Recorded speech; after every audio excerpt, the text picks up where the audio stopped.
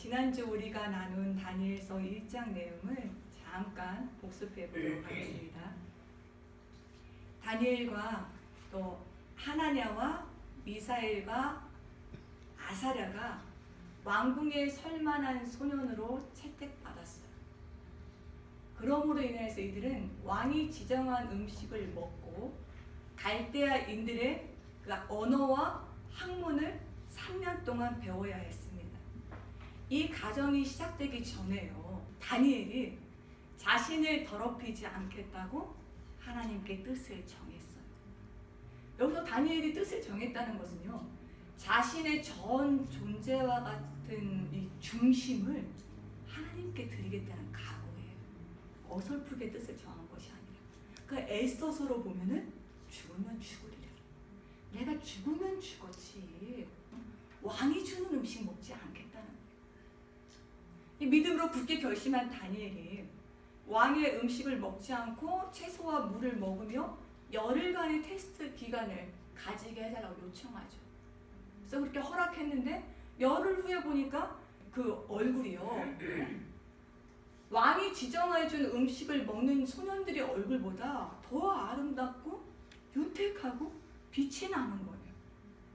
그래서 감독하는 자가 다니엘과 이 세 친구들에게는 지정한 음식이 아니라 저들이 요구하는 채소를 주라고 허락했어요. 또 하나님은 다니엘과 세 친구들에게 무엇을 주셨냐면 지혜를 주시고 학문을 주셨는데 바벨론의 어떤 지혜자들보다 10배나 더 뛰어나게 하셨습니다. 10배나 더 뛰어나게 했다는 것은 여러분 꼭 이렇게 막 10배가 아니라 비교도 되지 않을 정도로 넘치게 다니엘과 세 친구들을 이렇게 지혜롭게 하셨다는 거예요. 그리고 다니엘에게는요, 꿈과 환상의 은사도 주셨어요. 볼 수 있기도 하시고 해석할 수도 있게 하시는 그런 은혜를 주셨습니다. 다니엘과 세 친구들이 주의 영으로, 우리가 지난주에 나누기는 성령 임하였고 하나님의 영으로 충만해졌다고 나누었습니다.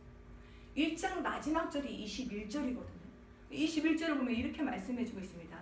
다니엘이 고레스 왕 원년까지 있었다고 말해주고 있어요.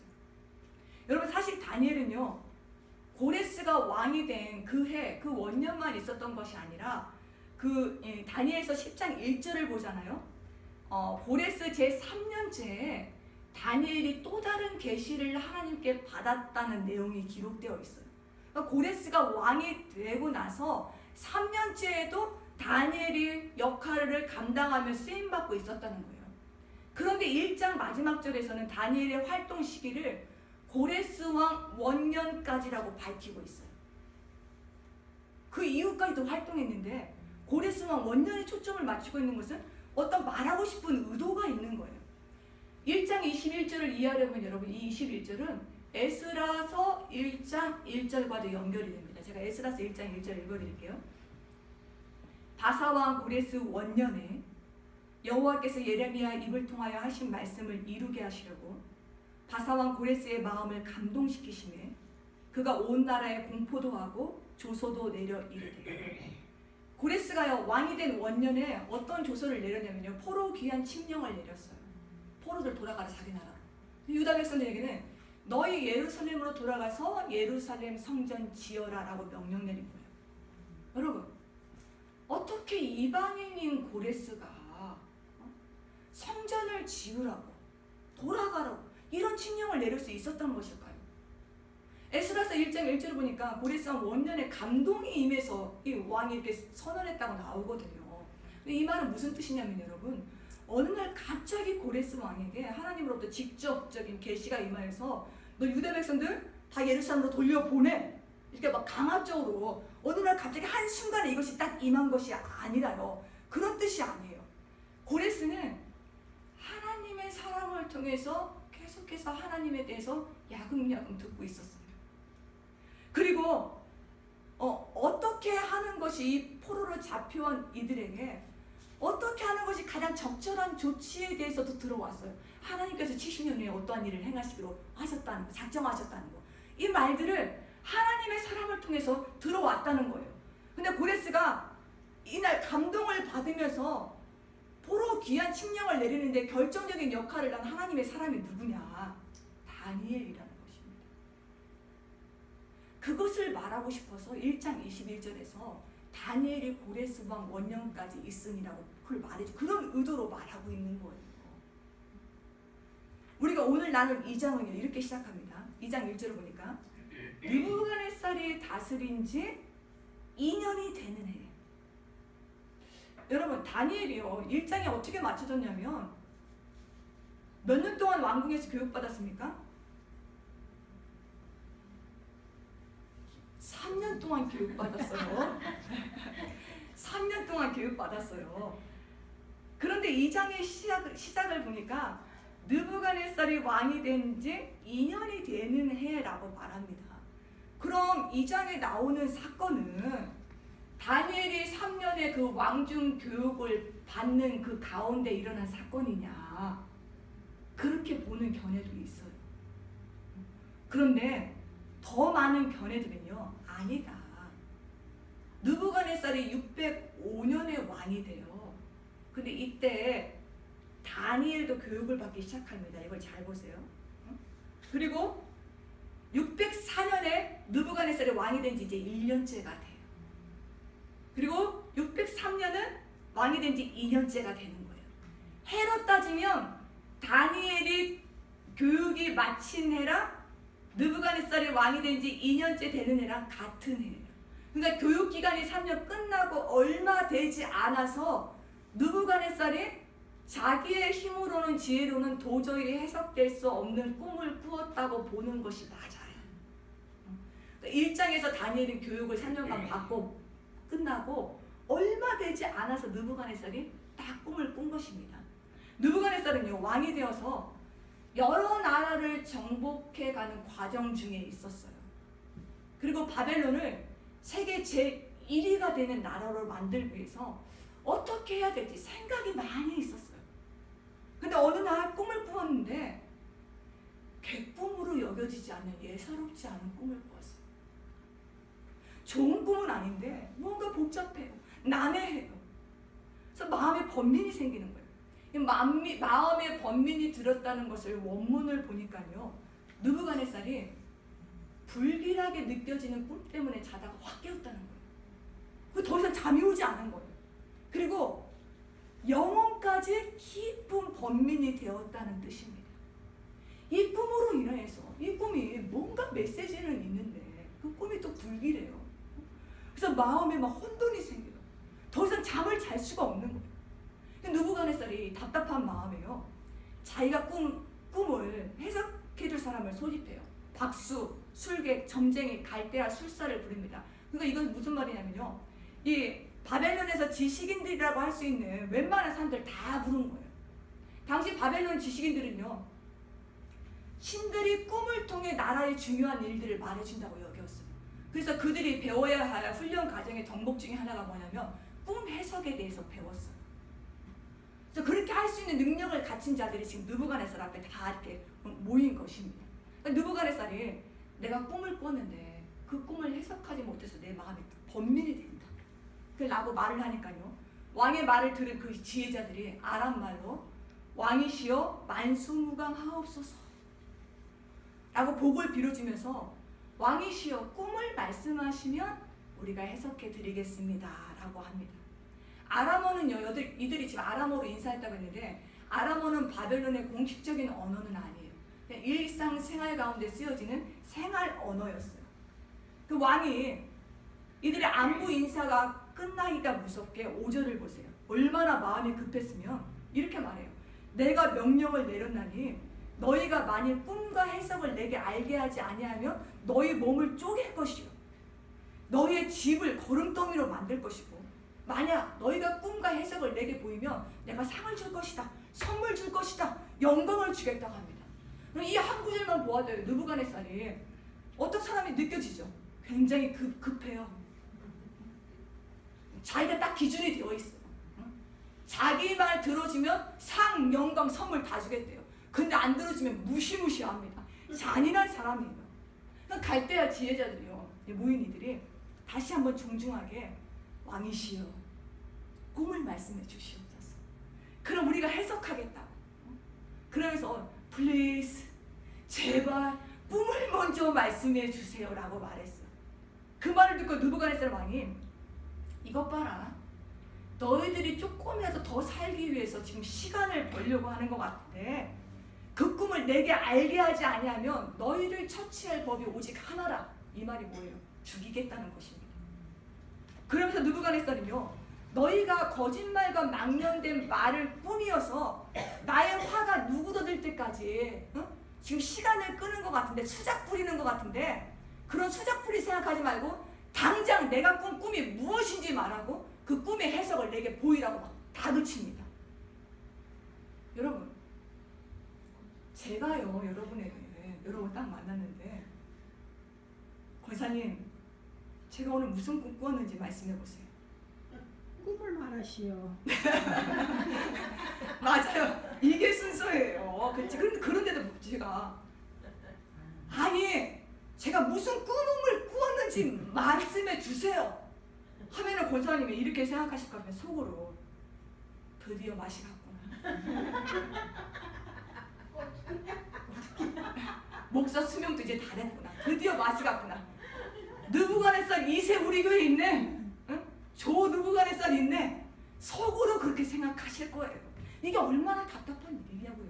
꿈도 안 말해주고 해석하라니. 바벨론의 지혜자들이요, 막무가내로 나오는 느부갓네살 왕 때문에 막 당혹스러워요. 그리고 꿈을 말하지도 못하고 해석도 못하면 자기들만 죽는다는 것이 아니라 어떻게 해요? 그 집이 거름더미가 된대, 초토화가 된대. 뭐 얼마나 답답한 일입니까? 이런 말 써 죄송하지만 미치고 환장할 노릇이에요. 얼마나 답답해요. 이들이 왕 앞에서 용기를 냅니다. 다시 살기 위해서 어쩔 수 없이 용기를 내서 10절 11절에 대답을 해요. 이 10절과 11절 보잖아요. 한마디로 말하면 우리는 왕의 요구를 들어줄 수 없다는 거예요. 왜 할 수 없냐면, 첫째, 세상에서는 왕의 그 일을 보일 자가 하나도 없다는 것입니다. 인간이 할 수 있는 일이 아니라는 거예요. 불가능한 일이라는 거예요. 왕이 꿈을 맞추고 그 꿈을 해석하는 거, 꿈을 먼저 말해주면 해석하면 뭘지 모르지만 어떤 꿈을 꾸었는지 그걸 맞추는 것은 우리가 할 수 있는 일이 아니라는 거예요. 둘째, 아무리 크고 권력 있는 왕이라도 우리 지혜자들에게 이런 걸 물은 자가 없었다는 것입니다. 도리에 맞지 않는다는 거예요. 이치에 맞지 않는다는 거예요. 그러면서 왕이시여 제발 정신 차리라고, 이게 살자, 딱 바른 말을 하는 거예요. 셋째, 이 일을 왜 할 수 없냐? 왕께서 물으신 것은 어려운 일이라는 것입니다. 이것은 육체와 함께 살지 아니하는 신들이나 가능하다는 거예요. 육체를 입은 사람은 그 사람이 자면서 꿈을 꾼 것을 맞출 수가 없다는 거예요. 그건 신들만 아는 거라는 것입니다. 그러니까 바벨론의 지혜자들은요, 이것은 자신의 지혜와 능력으로 할 수 없는 한계 밖의 일이라는 것을 인정했어요. 솔직하게 우리는 할 수 없습니다 라고 정직하게 말을 했어요. 근데 느부갓네살 왕이 어떻게 나오는 줄 아십니까? 이들의 대답을 듣고 자신의 권위를 받지 않고 묵살해버렸다고 여겨요. 그래서 굉장히 진노하고 통분해요. 하늘을 찌를 듯이 화를 냈다는 거예요. 그러면서 어떤 명령을 내리냐? 바벨론의 모든 지혜자들을 다 죽이라고 명령합니다. 매우 단호하고 꺾을 수 없는 명령이었어요. 그로 인해서요, 다니엘과 세 친구들까지 죽음을 피할 수 없는 상황이 되어버렸습니다. 13절 보십시오. 다니엘과 그의 친구들도 죽이려고 샀습니다. 다니엘과 세 친구들의 입장에서 보잖아요. 자신을 더럽히지 않겠다고 하나님께 뜻을 정했어요. 여호와의 영으로 충만하게 있고 하나님의 지혜와 은혜를 넉넉하게 부어주셨어요. 근데 뜬금없이 이렇게 갑자기 박해의 환경이 주어졌어요. 위기의 상황이 되어버린 것입니다. 그래서 14절에서는요, 느부갓네살이 학살 그 칙령을 내렸잖아요. 명령을 내려서 수행하는 자인 아리옥이라는 사람이 등장해요. 이 아리옥이 바벨론의 지혜자들을 찾아서 죽이려고 딱 이렇게 나가는 중에 다니엘과 딱 부딪힙니다. 이때 다니엘이요, 명철하고 슬기로운 말로 왕의 명령이 어찌 그리 급하냐고 물어요. 여기서 명철하고 슬기롭게 말했다는 것은 신중하고 조심스럽게 그러나 긍정적으로 예의를 갖추어서 물었다는 거예요. 그러니까 아리옥이 다니엘에게 왜 자신이 이렇게 급하게 움직일 수밖에 없는지 왕이 내린 그 명령을 말해야겠죠. 그러니까 다니엘이 그걸 딱 듣고 나서 왕에게 나아가서요, 시간을 나에게 달라고 합니다. 시간을 내게 주시면 내가 왕이 꾸신 꿈도 말하고 그 해석을 말씀해 드릴 테니 기다려달라고 해요. 여러분, 이 말에 어떤 의미가 담겨 있냐면요, 처형을 중지해 달라는 것입니다. 바벨론의 지혜자들, 믿는 자들을, 자기도 포함되죠. 그 명령을 중지해 주시고 기다려 달라는 의미가 담겨 있어요. 여러분, 이때 다니엘이요, 느부갓네살이 어떤 꿈을 꾸었는지 감이 잡히어서 시간을 달라고 한 것 아닙니다. 다니엘도 바벨론의 지혜자들처럼 아는 것이 하나도 없어요. 느부갓네살 왕이 어떤 꿈을 꿨는지 전혀 몰라요. 그러나 다니엘은 하나님이 알고 계실 거라는 믿음이 있었어요. 자기는 모르지만, 바벨론의 모든 지혜자들은 모르지만 살아계신 하나님은 알고 계실 것이다. 그래서 하나님께 기도해야지 하는 마음을 가지고 기다려달라고 한 것입니다. 다니엘이 집에 돌아와서요, 하나냐, 미사엘, 아사랴 친구들 부릅니다. 그리고 이 사태에 대해서 상세하게 알려요. 그리고 18절을 보잖아요. 이렇게 말합니다. 하늘에 계신 하나님이 이 은밀한 일에 대해서 불쌍히 여기사 자신들도 죽임을 당하지 않고 또 바벨론의 지혜자들도 죽임을 당하게 하지 않도록 구하는 기도를 드리자고 해요. 여기서 다니엘이 한 말을 여러분 잘 보십시오. 다니엘은 하나님을 경외하는 자신과 친구들의 생명만 귀하게 여기지 않았습니다. 바벨론의 지혜자들의 생명도 존중하고 귀하게 여기고 있어요.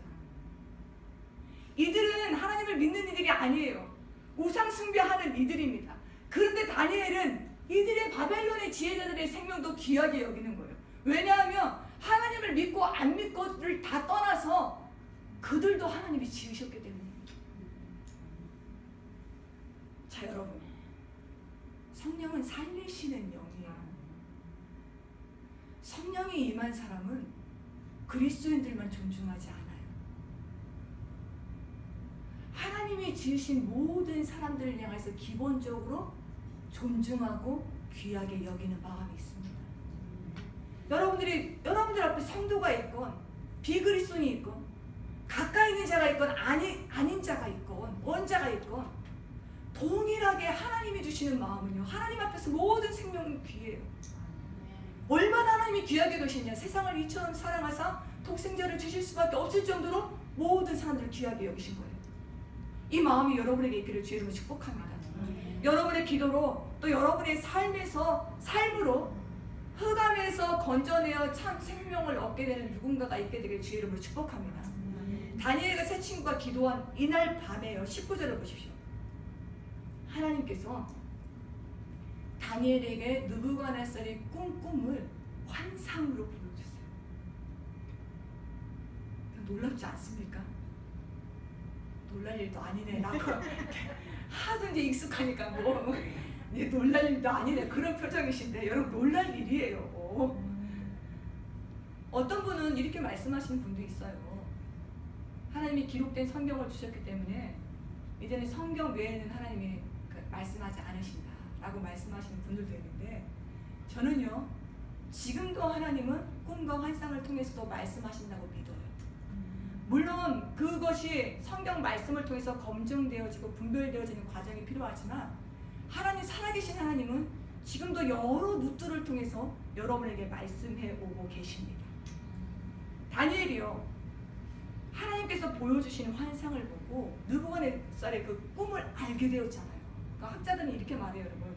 이때 다니엘이 본 환상은 어떤 한 장면의 딱 그 픽처가 아니라 이상처럼 이렇게 영화 이렇게 파노라마처럼 싹 지나가는 듯한 그런 것이었을 것이다 라고 이렇게 추정해요. 이것이 맞는지는 모르겠지만. 근데 다니엘이 느부갓네살의 그 꿈을 하나님께서 딱 보여주시고 나서 얼마나 마음이 기뻤냐면요, 이에 곧 곳입니다. 이해라는 말은 곳이에요. 하나님의 이름은 영원부터 영원까지 찬송받아야 될 마땅한 이름이라 막 찬송을 하기 시작해요. 근데 원문을 보잖아요. 다니엘이 기쁨으로 차서 여러분 손을 쫙 펴고요, 두 팔을 높이 올리고 최대한 목소리를 크게 하여서 목청껏 전심으로 하나님의 하나님 되심을 인정하고 찬양했다는 거예요. 제가 이 시간에 다니엘이 되어서 한번 찬송해 볼게요. 응? 그때 여러분들은 믿음으로 이것을 여러분의 것으로 취하세요. 여러분의 삶에 이와 같은 일이 일어나도록 아멘 하면서 화답하면서 들어주시기 바랍니다. 지혜와 능력을 가지신 하나님을 찬송합니다. 아멘. 때와 계절을 바꾸시는 하나님을 찬양합니다. 아멘. 왕들을 패하기도 하시고 세우기도 하시는 하나님을 찬양합니다. 아멘. 깊고 은밀한 일을 나타내시고 어두운 데 있는 것을 아시며 빛이신 하나님을 찬송합니다. 아멘. 주께 구한 것을 응답하시어 알게 하신 것을 찬송합니다. 아멘. 할렐루야. 아멘. 아멘. 다니엘이요, 왜 이렇게 감격이 되어서 전심으로 두 손을 높이 들고 찬양하였냐면요, 아무도 모르는 것을 지혜와 능력을 가지신 하나님께서 은밀한 일을 다니엘에게 알게 하시고 보여주시어서요, 죽음에 처한 이들을 살릴 수 있게 되었어요. 기도를 들어주시고 긍휼을 베푸시고 자비를 베풀어 주신 하나님의 은혜를 생각하니까 찬송이 안 나올 수가 없는 거예요. 손이 여기서만 찬양하는 게 아니라 하나님의 그 은밀한, 아무도 모르는 은밀한 일이잖아요. 근데 은밀한 베일을 벗겨주셨어요. 하나님이 능력과 지혜로. 이걸 깨달으니까 다니엘이 벌벌벌 떨리면서 전심으로 하나님의 살아계심 앞에 자신을 다 드리면 뜻을 정한 것처럼 이번에 뜻을 정하여 찬송을 하는 거예요.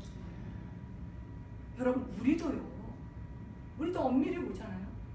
다니엘과 같은 은혜 입었어요. 우리도 두 손을 높이 들고 전심으로 목소리를 높여 찬양해야 돼요. 왜냐면요, 하나님의 지혜와 능력이신 예수 그리스도로 말미암아 사망에 처한 우리들이 건짐을 받고 구원을 얻고 새 생명을 얻었기 때문입니다. 하나님의 구원 계획의 역사가, 이 은밀한 역사가요, 예수 그리스도로 말미암아 드러났어요. 우리에게 보여주셨다니까요. 감추어진 하나님 나라의 구원 역사가 예수님의 십자가를 통해서 우리에게 눈을 열어서 보여주신 거예요. 우리가 다니엘과 같은 은혜를 입은 것이라는 것입니다. 그런데 이 은밀한, 세상 사람들이 이 은밀한 일을 아직도 깨닫고 있지 못해요. 하나님의 능력과 지혜로 말미암으신 예수 그리스도를 통한 이 구원의 일을 깨닫지 못해요. 근데 우리는 눈을 열어서 깨닫게 해주셨잖아요. 마음을 열어서 알게 해주셨잖아요. 그럼 우리도 두 손을 높이 들고 최대한 목소리를 높여서 구원의 하나님을 찬양해야 된다고요. 사도 바울이 이걸 깨달았어요. 바울이 가려진, 감추어진 이 은밀한 구원 계획의 일을 하나님께서 예수 그리스도를 통해서 벗겨주었다는 거, 이 가려진 휘장이 걷어졌다는 걸 깨닫고 나서요, 사도 바울이 얼마나 감격하는지, 감격하면서 에베소서 1장에서 이렇게 고백합니다. 찬송하리로다. 하나님 곧 우리 주 예수 그리스도의 아버지께서 그리스도 안에서 하늘에 속한 모든 신령한 복을 우리에게 주시었고, 예수 그리스도의 피로 말미암아 속량 곧 제사함을 받았으니 이것은 하나님이 모든 지혜와 총명을 우리에게 넘치게 하시어 비밀을 우리에게 알리셨으니 어찌 그 속량의 은혜와 구원의 은총을 찬송하지 않을 수 있으리요. 이게 에베소서 1장의 내용입니다. 자기만 알기에는 사도 바울이 너무너무 벅차니까 하나님 지혜와 계시의 정신을 에베소 교인들에게 부어주셔서 이 비밀을 알게 해달라고 기도한 거예요.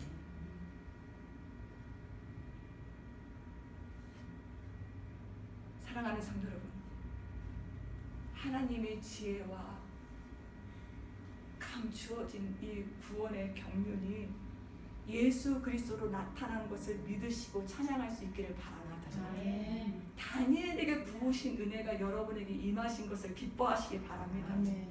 여러분이 다니엘처럼 이것을 믿음으로 취하고 감사하며 찬양할 때요, 하나님의 지혜와 빛과 때와 계절을 바꾸시는 이 주권과 섭리하심의 은혜를 더욱더 경험할 수 있게 될 것입니다. 아멘. 그럴 수 있기를 주의 이름으로 축복합니다. 아멘. 다니엘이 이제 환상을 딱 봤잖아요. 근데 누구에게 가냐? 아리옥에게 가요. 지금 명령을 받은 사람이잖아요. 아리옥에 가서 바벨론 지휘자를 죽이지 말아라 라고 합니다. 그리고 왕 앞으로 자신을 인도해 달라고. 내가 왕에게 가서 왕이 어떤 꿈을 꾸었는지, 그리고 그 꿈의 해석을 알게 하겠다고 합니다. 다니엘이 얼마나 담대한지 몰라요, 여러분. 답을 아는 자는 담대해요. 답을 모르면 불안하잖아요. 두렵잖아요. 근데 다니엘이 답을 알아요. 그러니까 확신으로 찬 거예요. 28절 보십시오. 다니엘이 당대의 최고 권력을 가진 느부갓네살 왕 앞에 가서요, 이렇게 말합니다. 오직 은밀한 것을 나타내실 이는 하늘에 계신 하나님이시라. 사람들이 모르는 것 당연하다는 거예요. 이 일을 나타내실 분은 오직 하나님 한 분밖에 없다는 것입니다. 그러면서 30절에서 중요한 말을 하거든요. 여러분, 우리 함께 30절을 읽어보도록 하겠습니다.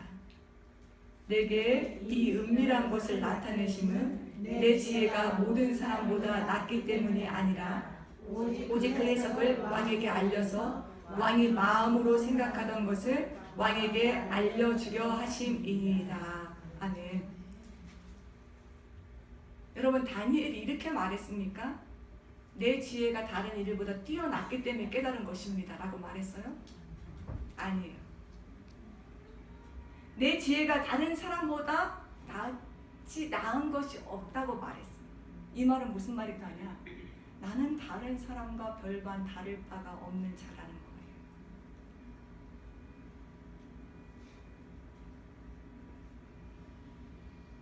내가 다른 사람들보다 지혜가 있고 능력이 있어서 깨달은 것이 아니라 이런 뜻이에요. 왕을 사랑하시는 하나님께서 꿈을 해석하지 못하여 답답해하고 번민하는 왕을 바라보시고 헤아리신 하나님께서 이 꿈을 내게 알게 하시었고 왕에게 전하게 하십니다 라는 뜻이에요. 자기가 잘나서 깨닫게 된 것이 아니라 느부갓네살 왕을 불쌍히 여기시는 하나님의 마음이 자기에게 부어져서 하나님이 알게 하셨다는 거예요. 하나님을 높이고 있는 것입니다. 저는 여러분 예전에는 다니엘서로 큐티하다 보면은 이런 생각이 들었어요. 그냥 다니엘이 마냥 높은 사람으로만 보였어요. 어떻게 하면 다니엘처럼 차가운 머리를 가질 수 있는 것일까? 결단할 때 확 결단하고 담대할 때 담대하게 나와. 그러면서도 어떻게 하면 다니엘처럼 따뜻한 가슴을 가질 수 있는 것일까?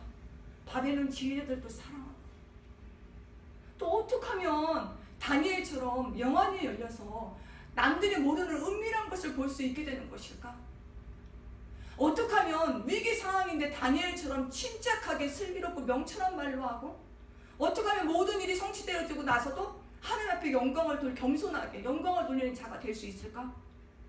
다니엘이 너무너무 뛰어나게 보이면서 다니엘의 모든 모습이 제게 도전이 되는 거예요. 그러면서 한편으로 제 안에 이런 마음이 들더라고요. 그래, 다니엘이 이렇게 뛰어났기 때문에 쓰임받은 거지. 특별했기 때문에 하나님의 은혜 베푸신 거지. 나랑 다니엘은 달라. 다니엘은 너무 높아. 그러면서 제 안에요, 다니엘을 넘어설 수 없는 위치로 딱 높여버리고 미리 자포자기해버리는 그런 면이 제 안에 있었어요. 근데 이번에는요, 30절에서 다니엘이 내 지혜가 모든 사람보다 낫기 때문이 아니라는 이 구절이 제 눈에 계속 들어오는 거예요. 이 구절을 묵상하는 중에 하나님이 제게 이런 마음을 또 주시더라고요. 이렇게 질문해 오시는 것 같았어요. 너는 다니엘이라는 사람에게 능력이 있는 것처럼 보이느냐? 정작 다니엘은 자신을 낮추고 있는데 너는 왜 이렇게 다니엘을 높이면서 신격화하면서 다니엘을 부러워만 하는 데서 그치느냐? 이렇게 물어보시는 것 같은 거예요. 그러면서 제게 신약성경에 있는 한 말씀을 떠오르게 하셨어요. 이것을 나누면서 오늘 말씀을 마치려고 합니다. 다니엘이 그 본 환상이 있죠. 느부갓네살의 꿈 내용은 다음 주에 나누도록 하겠습니다. 기대하십시오. 그 꿈의 내용이 무엇인지. 30절에서 다니엘이 고백한 것을 묵상할 때 제게 떠오른 말씀은요, 고린도후서 4장에 나오는 말씀이에요. 4장 7절에 바울이 이렇게 고백합니다. 우리가 이 보배를 질그릇에 가졌으니 이는 심히 큰 능력은 하나님께 있고 우리에게 있지 아니함을 알게 하려 합니다. 무슨 말이에요?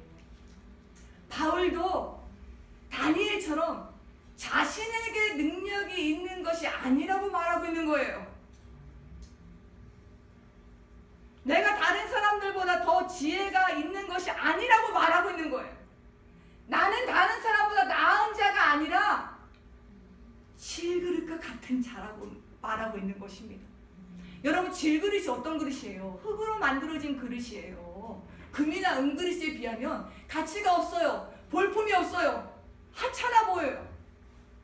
여러분에게 만약에 귀한 보배가 있는데, 가장 여러분이 가치 있어 하는 그런 보배가 여기 있는데, 그 보배를 볼품없는 질그릇에 담을 분 계십니까? 또 특이한 분은 있어요. 특이한 분은 담습니다. 도둑 안 맞겠다고 그냥 하찮게 취급하는 그런 분도 있을 거예요. 그런데 대부분의 사람들은 내가 가장 가치를 두는 보배라면요, 이 보배에 어울리는 가치 있는 그릇에 담으려고 할 것입니다. 맞죠? 그런데 하나님은요, 심히 큰 능력의 보배이신 예수 그리스도를 어디에 담아주셨는지 아십니까? 작은 말 한마디에도 삶 전체가 흔들리는 연약한 질그릇과 같은 우리 안에 예수 그리스도를 담아주셨어. 또 예수님은요, 예수님의 가치가 어떤 가치인데 저런 질그릇과 같은 사람에게 나 담기를 원하지 않는다고 하지 않으시고 마다하지 않으시고 사랑으로 우리 안에 임하셨습니다. 이것이 은혜라는 거예요. 바울은요, 보배를 질그릇에 가졌고 심히 큰 능력이 하나님께 있기 때문에 어떻게 이어서 말하고 있냐면, 우리가 사방으로 우겨쌈을 당하여도 쌓이지 아니하며 답답한 일을 당하여도 낙심하지 아니하며 박해를 받아도 버림받지 아니하고 거꾸로 드림을 당하여도 망하지 아니한다고 말합니다. 그러면서 중요한 말을 해요. 우리가 항상 예수의 죽음을 몸에 짊어지며, 뭐를 짊어졌다고요? 예수의 죽음. 항상 예수의 죽음을 몸에 짊어짐은 예수의 생명이 또한 우리 몸에 나타나게 하려 함이라 라고 말하고 있습니다. 이 고백을요, 사도 바울의 고백을 오늘 본문과 한번 연결해 볼게요. 바벨론의 지혜자들은요, 느부갓네살의 꿈을 말하는 이 말을 듣고 답답해했어요. 답답한 상황이 쌓이다 보니까 낙심이 되는 거예요. 그러나 다니엘은 낙심하지 않았습니다. 느부갓네살의 명령으로 사망으로 우겨쌈을 당했는데도 다니엘은 쌓이지 않았어요. 왠지 아십니까? 하나님의 지혜와 능력과 생명이 다니엘 안에 역사하고 있었기 때문입니다. 이것을 신약으로 표현하면요, 우리의 죄를 지시고 십자가에 죽으셨으나 다시 살아나신, 죄와 사망을 이기시고 살아나신 부활하신 예수 그리스도의 생명의 권세가 다니엘 안에 역사하고 있었다는 거예요. 그래서 다니엘은 생명을 살리는 일이라면 자기 몸에 예수의 죽음을 몸에 짊어진 것입니다. 왜냐? 예수의 생명이 나타날 것을 믿기 때문에. 만약 여러분들이요, 오늘 본문을 예전에 저처럼 다니엘이 받은 은사만 보면서 다니엘은 내가 따라갈 사람이 아니다 라는 것에서만 그친다면, 혹은 다니엘이 환상 본 것만 부러워하면서 하나님 내게도 이런 은사를 주시옵소서 여기에서만 그친다면요, 오늘 본문을 제대로 이해하신 것이 아니에요. 무엇을 보셔야 제대로 다니엘서 2장을 이해하신 것이 되냐면요, 질그릇 같은 다니엘 안에 역사하고 계시는 하나님의 생명을 보셔야 됩니다. 다니엘이라는 사람에 집중하면 되지 않고요, 그 안에 있는 예수 그리스도의 능력과 지혜와 생명을 보셔야 돼요. 충만해서 소년 다니엘이 쓰임받고 있는 걸 보셔야 됩니다. 또한 다니엘 안에 역사하고 계신 예수 그리스도의 영이 여러분 안에 있다는 것을 깨달으셔야지만 오늘 본문을 제대로 이해하신 것이에요. 오늘 말씀 제목이 뭡니까? 느부갓네살과 다니엘의 공통점이에요. 뭐가 공통점일까요, 여러분?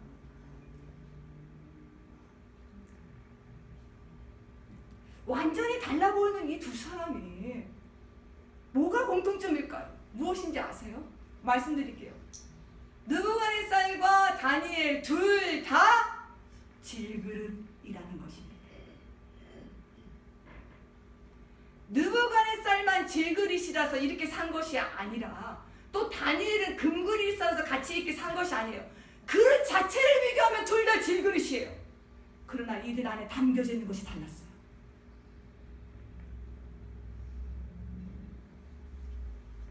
그릇 때문에 이들의 삶의 차이가 나는 게 아니라요.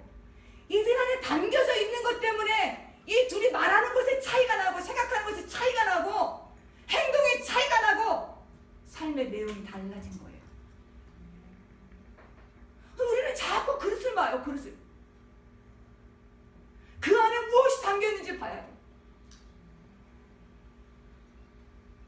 이번에 그걸 깨달아서 제가 성경을 보면서 제 시선을 고쳐주시는 게 너는 왜 자꾸 그 사람만 보냐 이거야. 그 사람 안에 있는 예수 그리스도의 생명을 보라는 거예요. 하나님의 능력을 보고 하나님의 은혜를 바라보라는 거예요.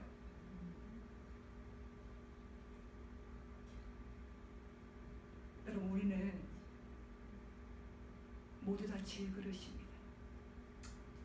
영적으로만 보잖아요. 누가 더 낫다라고 말할 수 없는 다 거기서 거기에요. 우리는 말 한마디에도 쉽게 낙담해요. 질그릇 같아서 막 깨지랑 말라.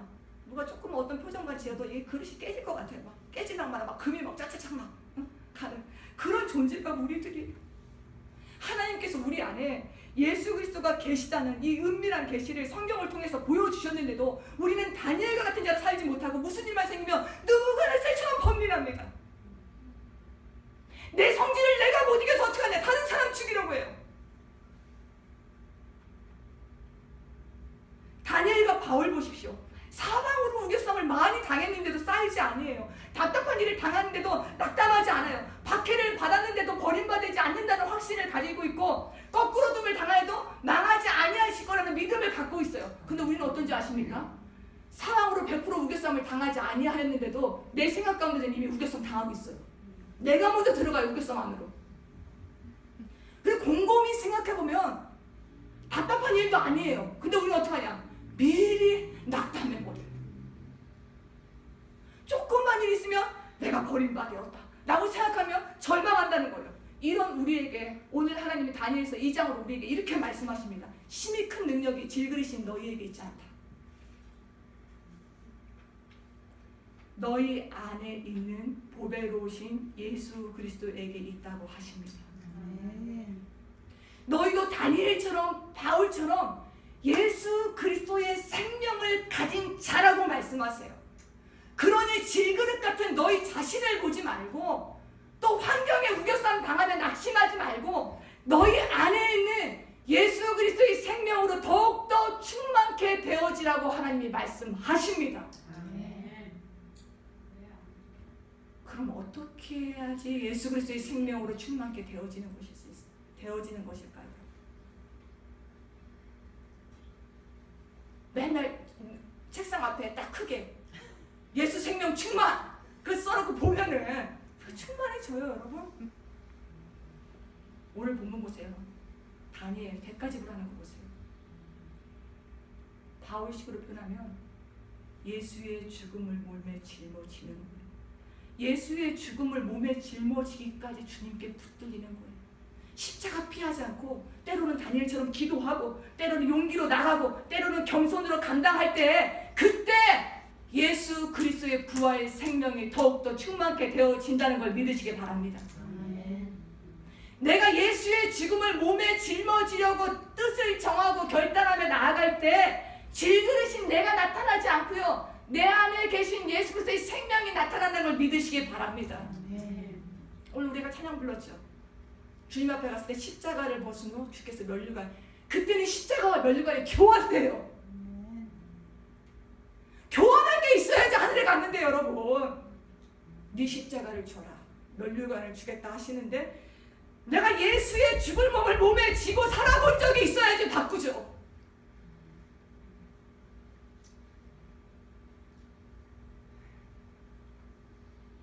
사랑하는 성도,